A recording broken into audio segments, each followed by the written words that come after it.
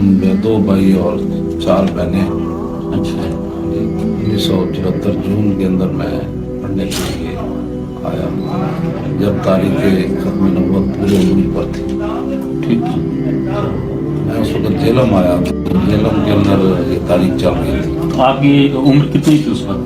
उस वक्त मैं 5वीं जमात की किताबें मैंने ली थी, तब स्कूल नहीं गया था। अच्छा, पैदाइश का आपको सन याद है?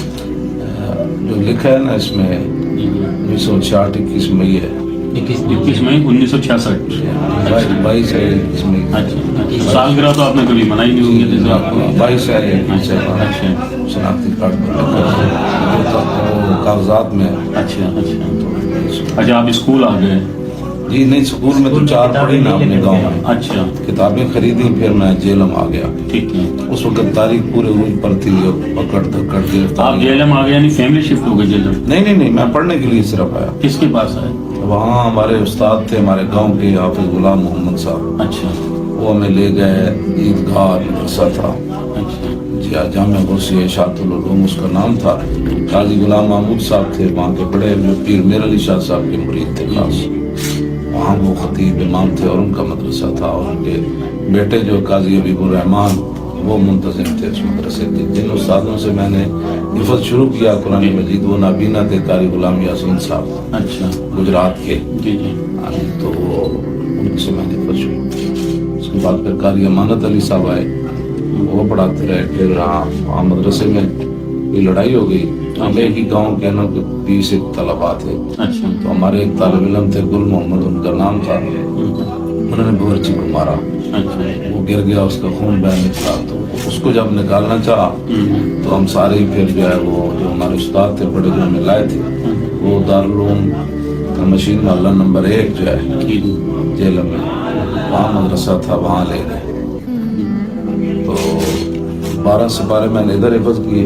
अच्छा, जामे मस्जिद ईदगाह नया मोहल्ला जेलम में। बाकी मशीन मोहल्ला नंबर 1 जो है जेलम के, बाकी इसमें मैंने 18 सिपारे वहाँ हिफ़्ज़ किए।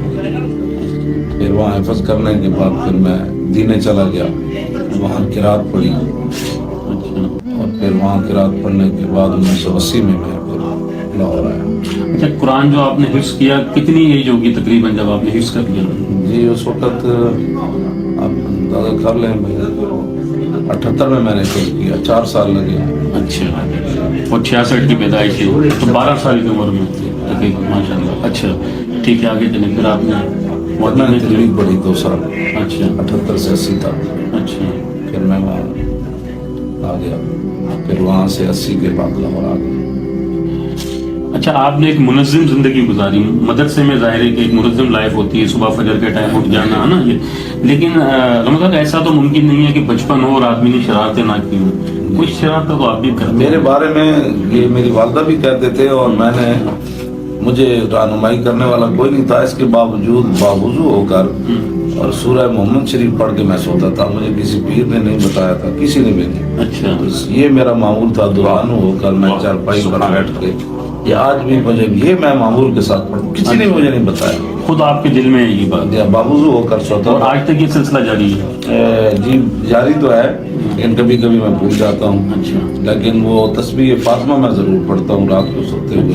अच्छा, 33 बार सुभान अल्लाह, 33 बार अल्हम्दुलिल्लाह, 34 बार अल्लाह अकबर। और ये मौला अली फरमाते हैं कि जंग सिफ़ीन के अंदर मैं पहली रात भूल गया था, तो फिर आखिरी हिस्से में मुझे याद आया। अच्छा, तो ये जिस्म की दुरुस्ती के लिए, सेहत की दुरुस्ती के लिए बड़ा जरूरी है। अच्छा, शरारत यानी कोई नहीं किया? शरारत मैं अकेले असर के बाद जाता था मीनारे पाकिस्तान। अच्छा, और रोजाना। अच्छा, आज भी वो मुझे मनाज़िर याद है कि मैं ऐसे गली से होकर फिर ऐसे अंदर से या वो किले के करीब से जा रहे, वहाँ एक वॉलीबॉल वाली टीम होती। तो वो मैं वॉलीबॉल देखता, जब देखता कि वो सूरज गुरूब होने लगा, फिर वहाँ पैदल मैं जो है वो वापस आ जाता। तो सूतर मंडी एक मस्जिद थी, कारी अब्दुल कयूम साहब थे, तो उन मगरिब की नमाज में उनके पीछे पढ़ता था। अच्छा, साथ ही बिरा के रोटी खाते और फिर अपना निजाम शुरू। ये रोजाना जाना वहाँ को खास वजह थी? सैर के लिए बैठे जो रहते थे, असर के बाद छुट्टी होती। اچھا بچپن کے 2-3 واقعات کوئی چلے شرارت نہ سے جو آج تک آپ کو ذہن میں جو یاد ہو. ایک تو آپ نے ذکر ایک کا کر دیا, اور ایسے 2-4 واقعات جو آپ کے ذہن میں ہو آج بھی ذہن کے کسی گوشے میں پڑے ہیں آپ بچپن کے حوالے سے. ہاں وہ یہ تھا کہ وہ یہ جو ہمارے جانور تھے ان کو میں چرانے کے لیے ایک دفعہ گیا. اچھا. تو نئی رسیاں ہمارے والد صاحب نے بنائی تھی. اچھا. تو ہم ان کو چھوڑ کر نا ہمارے قریب سے نالا سیل گزرتا ہے. اچھا. تو ہم وہاں نہانے لگ گئے بچے سارے. تو ہمارے یہ جو ہمارے جانور تھے یہ جا کر نہ کسی بھی فصل کے اندر پڑ گئے. اچھا. تو ہمارے چچا نے جان بوجھ کر نا ان کی ساری رسیاں نئی اتار لی. تو جب گھر آیا تو والد صاحب کہنے لگے آپ کدھر تھے؟ مجھے تو نہیں پتا. وہ میں جب چچا کے گھر جا رہا تھا تو راستے پہلی دفعہ انہوں نے مجھے ایسے تھپڑ مارا نہیں ساری زندگی. ایسے کہا کہ بھائی آپ کے ساری رسیاں کچھ لے گیا. میں پھر چچا گھر جا رہا تھا تو واپس آ رہے تھے کہ بھائی وہ رسیاں کس نے اتاری. بتا دی انہوں نے. تو کیوں اتاری انہوں نے؟ اس لیے کہ تاکہ اندر اس کو پتہ چلے کہ اپنا مال چھوڑ کر. اچھا. ایک سبق دینے کے لیے. اچھا. والد صاحب آپ کے کیا کرتے تھے؟ ذمہ داری کرتے تھے. وہ یہ بھی تھا کہ میں نے مری کے اندر قرآن مجید سنایا 82 میں. تو وہاں تو بڑی ٹھنڈ تھی. جب میں 30ویں ختم شریف کر گیا تو والد صاحب کہنے لگے کہ بھائی وہ جوار باجرہ یہ چیزیں بھیجنی ہیں تو آپ برائے مہربانی صبح ہمارے ساتھ چلیں. چچا بھی آپ کا ہوگا میں بھی ہوں گا. تو گرمی آنے سے پہلے نا آپ تھوڑا سا میں بیج ڈھونڈوں گا تو آپ ہل چلائیں.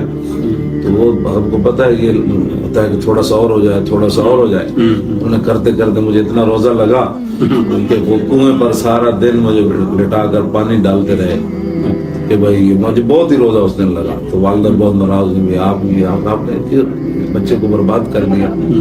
تو وہ بھی مجھے یاد ہے. تو روزہ کا کچھ یاد ہے پہلا روزہ کس عمر میں رکھا تھا؟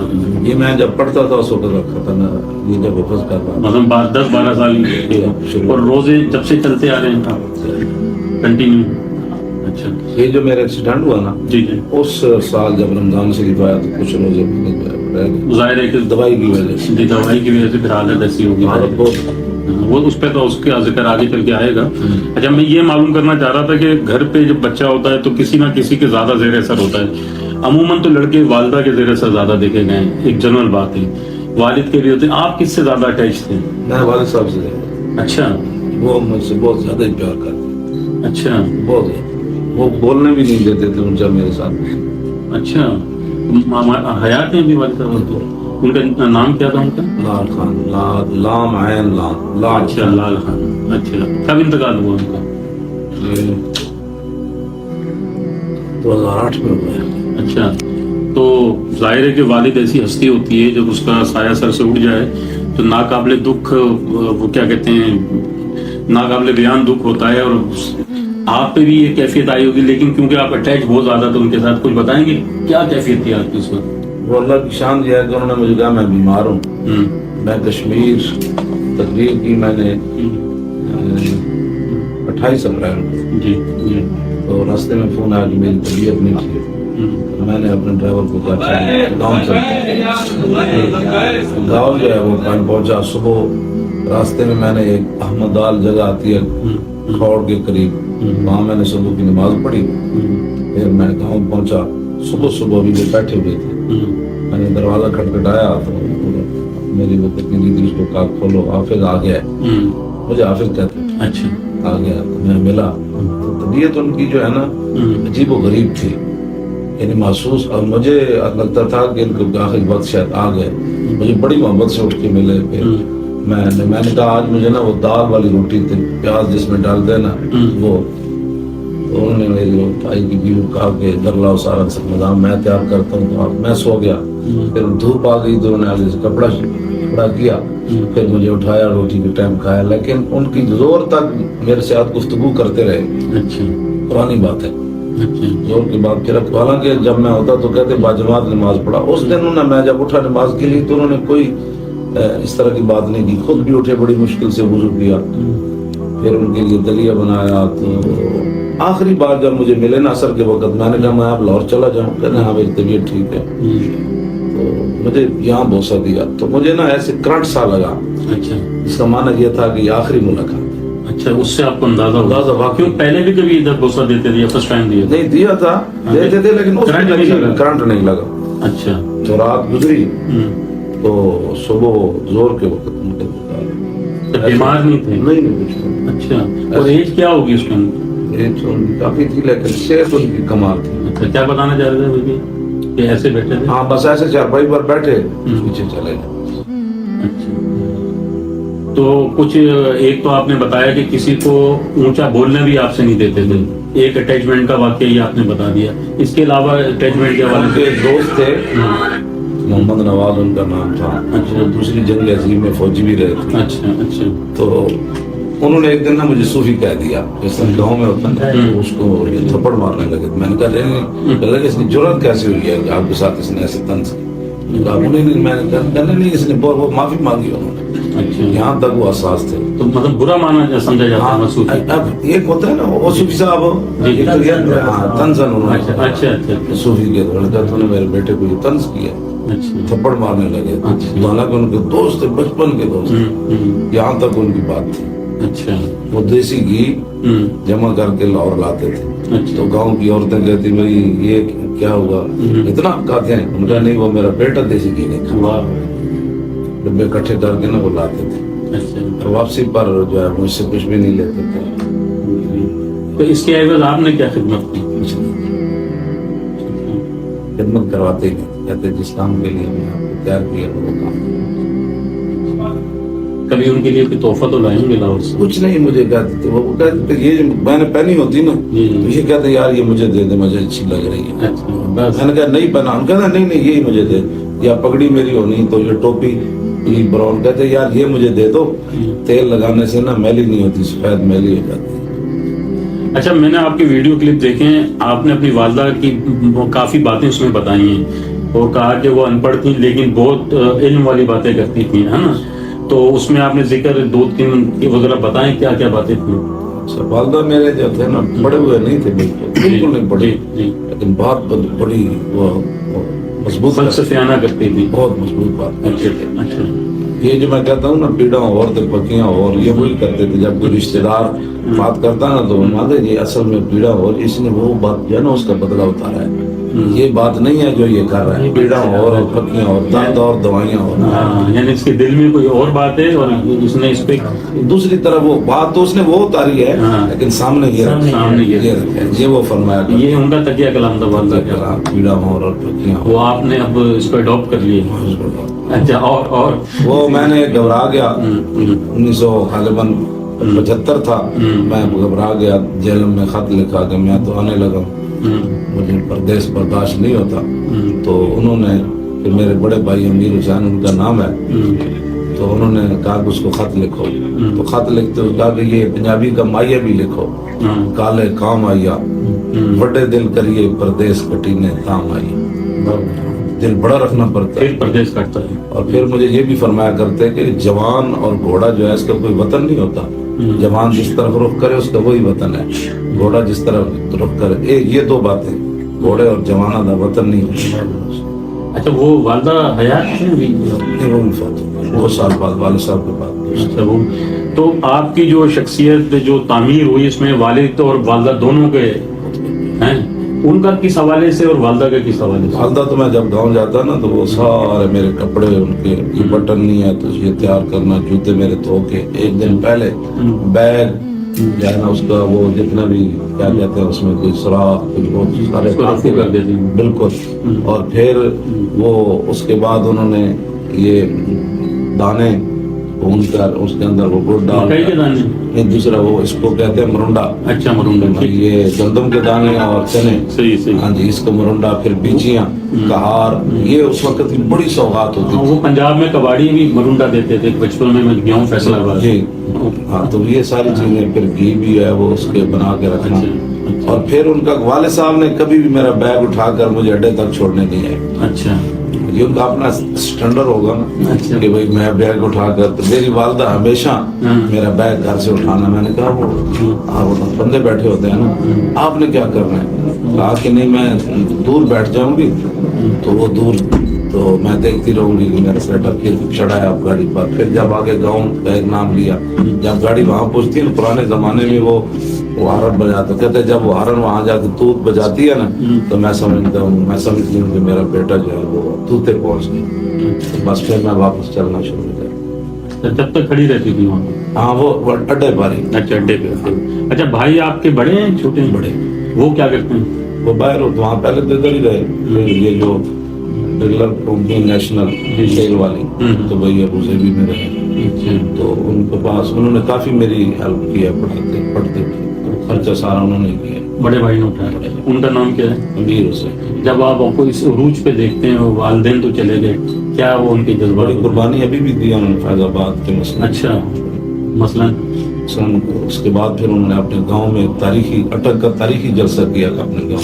21 कनाल जगह जो है उन्होंने भरी है। अच्छा, और फिर सब लोगों को रोटी खिलाई। तो वो भी आपकी तरह आलिम है? नहीं, तो आम।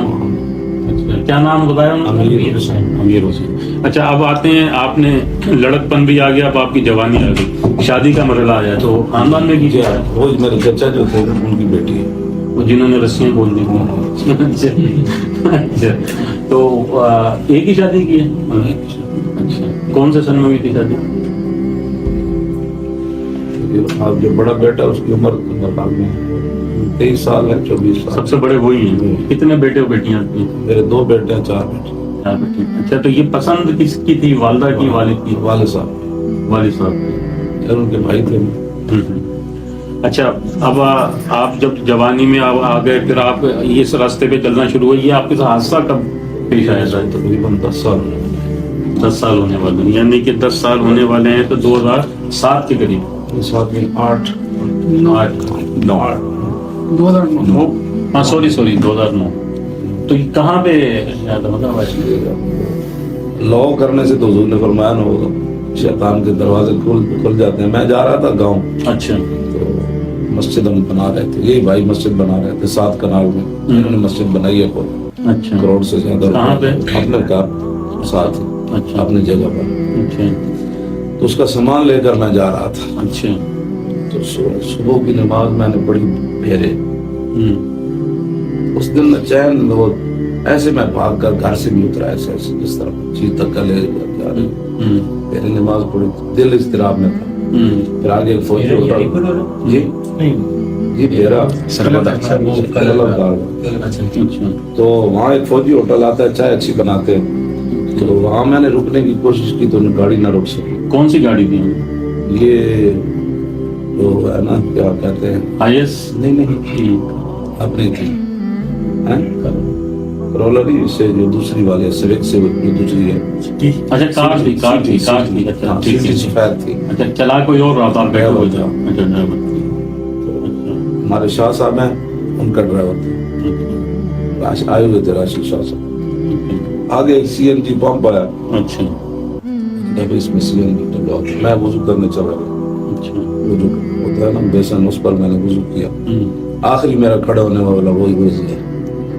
तो मैंने वुजू किया, तो साथ ही मस्जिद थी, तो मैंने एक कदम उधर उठाया, नफल पढ़ता हूँ। फिर मैंने कहा कि नहीं, चलती गाड़ी में नफल तो ही जाती। बस वही टाइम था मेरे हाथ से।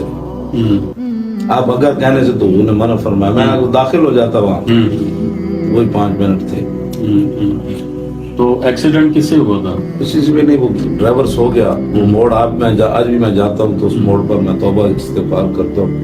इतना बड़ा मोड़ भी नहीं था। मैंने दुरूद मुस्तफ़ा शरीफ पढ़ रहा था, उसी बरकत से शायद मुझे जिंदगी मिल गई। तो मैं पढ़ रहा था, जब वो मोड़ मैंने देखा ना, अचानक तो वो सीधा जा रहा था। मैंने कहा क्या कर रहे हो? मैंने देखा वो ऐसे ऐसे कर रहा था।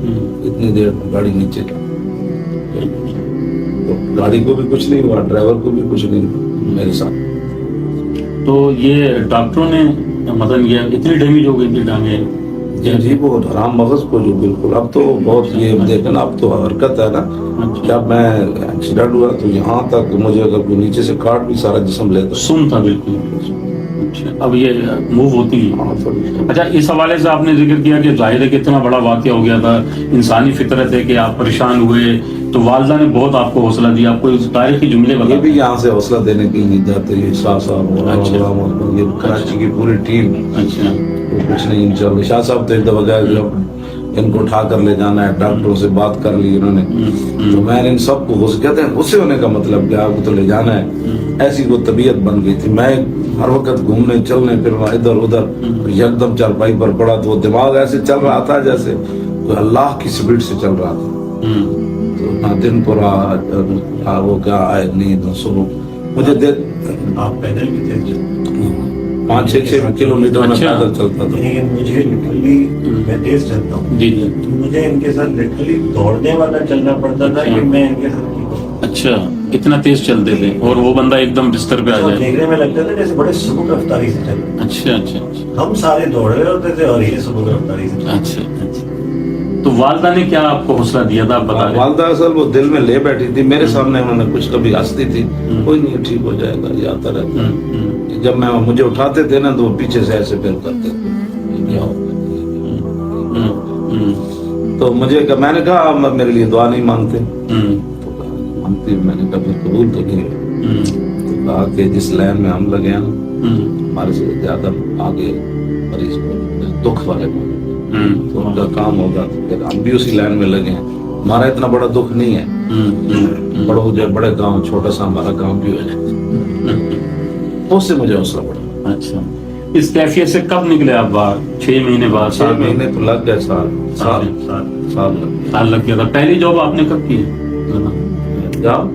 جاب ملازمت. اچھا, یہ تو 1993 میں کیا, ابھی شروع ہوئی. محکمہ اوقاف میں رہتا ہے.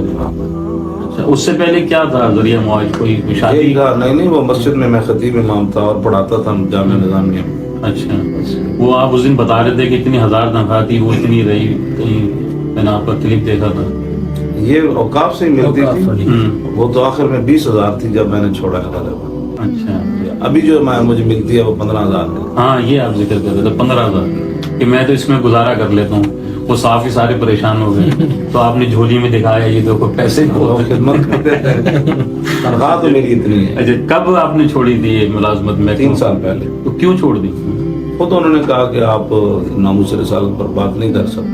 اچھا, میں نے کہا ٹھیک ہے, میں نے اپنے یہاں.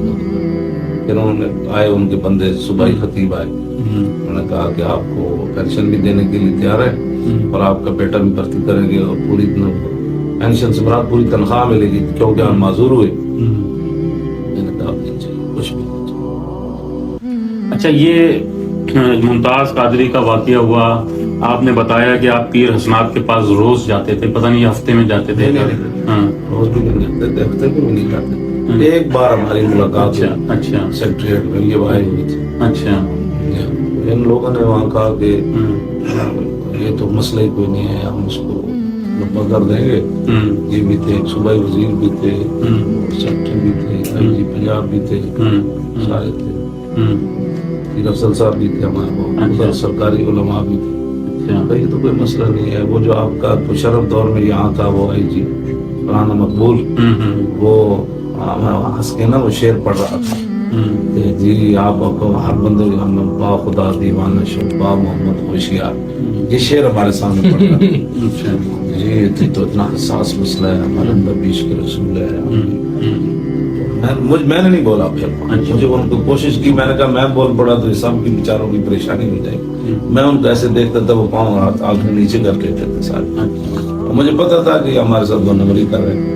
اچھا, وہ پیر حسنات صاحب کا یہ کہنا تھا کہ ہم اس کو لٹا دیں گے. نہیں, ہاں ان کا بھی کہنا تھا, ساتھ جتنے تھے وہ بھی, اور ان کا یہ بھی کہنا تھا کہ یہ وزارتیں بعد میں پہلے لاسن کے کارڈ پر. آپ کو کیسے اندازہ ہوا کہ 2 نمبری کر رہے ہیں؟ فراست المومن کی فراست سے بچوں, اللہ کے نور سے. آپ یہ بتائیں کہ عربی کا آپ کو عبور ہے, فارسی آپ نے علامہ اقبال کو گھول کے پیا ہوا ہے, دیگر کتب بھی پڑھی, کہاں اتنا ٹائم ملتا تھا آپ کو, اس طرف کیسے آیا؟ علامہ اقبال سے روشناس جو آپ وہ ان کے کلام سے, اس کی کیا وجہ بنی؟ ابھی میں پڑھتا تھا نا, وہ میری کتاب پر لکھا ہوا ہے کہ میں نے کلیات اقبال 1983 میں خرید لی تھی.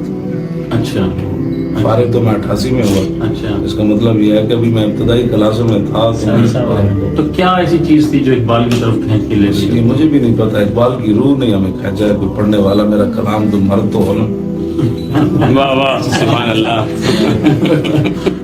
صحیح بات ہے. مثلا جو شاعر کا تصور ان کے ذہن میں تھا ایسا ہونا چاہیے. تو مقصد یہ ہے کہ آپ کو کسی نے پڑھایا یہ؟ نہیں. کون پڑھانا؟ فارسی آپ نے کس سے پڑھی؟ فارسی تو وہیں پڑھی نا مدرسے میں. خود ہی سمجھا ان کے کلام کو؟ یا خود ہی, یا وہ میاں عبدالرشید صاحب نے جو ان کا ترجمہ کیا, جہاں کسی لفظ کی مشکل آتی تو میں دیکھ لیتا. اس کے لیے مجھے فارسی کی ڈکشنریاں بھی بڑی خریدنی پڑی. اچھا اچھا. آپ کو پتہ ہے جس قوم کے اندر اردو کا رواج نہ ہو فارسی کا رواج کیسے؟ صحیح بات. کتنا اور شعراء کرام ہے جو علامہ اقبال کے علاوہ آپ نے صرف ان کو ہی پڑھا ہے, کسی اور کو نہیں پڑھا؟ مولانا روم کو پڑھے, وہ تو ان کے پیر ہیں. اقبال متاثر ہے. پیر رومی خاک رات مبارک جلوہات پیر رومی امام راستہ آشنائے ہر مقام راستہ. پیر رومی مرشد روشن ضمیر کاروان عشق و مستی راہ بیا کے اقبال منز خم پیر روما بردہ کہ جوان تر زبادہ نبی است. کہنے لگا میں مولانا روم کے میخانے سے وہ میل آیا ہوں عشق رسول والی کہ جو انگور کا شراب کیا مست کرتا ہوگا. ہے تو ایک بات پھر آپ پتہ ہے کلندر ہے. مولانا صاحب وہ عمران خان تو کہتا ہے کہ ان کی پیرنی معرفت میں ان سے بھی آگے مولانا روم سے. آپ نے سنا ہوگا اس میں کیا؟ اچھا میں اصل ان لوگوں کی باتیں یہ تو ایسی باتیں کرتے ہیں بدل دیکھیں اس کی عقل دیکھیں. نہیں اس کو شریعت کو طریقت کے معاملات نہیں الجھنا چاہیے. اس کو بلے اور وہاں کرکٹ کے معاملات سمجھانے چاہیے لوگوں کو. جو جس فیلڈ کا بندہ نہ ہو نا, میرے آقا نے فرمایا انا من العلم جہلا, بعض علم جہالت ہوں گے. فیتکلف العالم بما لا یعلم, اس کی تشریح یہ کی ہے کہ عالم تکلفاً وہ علم بیان کرنا چاہے جس کا اسے پتہ ہی نہیں. تو حضور نے فرمایا یہ علم جہالت ہے. تو ایک متصوف بندہ ہے ہی نہیں صوفی, اور صوفیوں کی طرف وہ جائے تو یہ تو بڑی جہالت. اور ان من القول عیالا, حضور نے فرمایا بعض باتیں جو ہے وہ بوجھ بن جائیں گی کہ آپ جو بات کر رہے ہیں وہ اگلا متحمل ہی نہیں ہے, یا وہ اس مزاج کے ہی نہیں ہے, یا وہ آپ کی بات سننا ہی نہیں چاہتا. تو یہ حضور نے فرمایا یہ تو نہیں ٹھیک. اچھا ان مولانا روم اور علامہ اقبال کے علاوہ اور حضرت بریلوی ہیں, اچھا حافظ شیرازی ہیں. اچھا ہاں جی. اردو کے کوئی شعراء کرام ان میں سے کسی؟ ہاں وہ کیا نام ہے ان کا, اکبر الآبادی. واہ واہ واہ. ہاں جی زبردست. اچھا جی ان کو بھی اسی طرح یاد ہے سارے؟ نہیں اس کا زیادہ نہیں ہے. یہ کوٹھی جو تمہیں نظر آ رہی ہے نا, ایک تھانے دار نے کوٹھی بنوائی تھی, ان کو بھی مدعو کر دیا. تو انہوں نے کہا اس پر بھی ایک شعر ہو جائے. انہوں نے کہا آپ کا سارا مزہ خراب ہو جائے گا. نہیں ہونی چاہیے.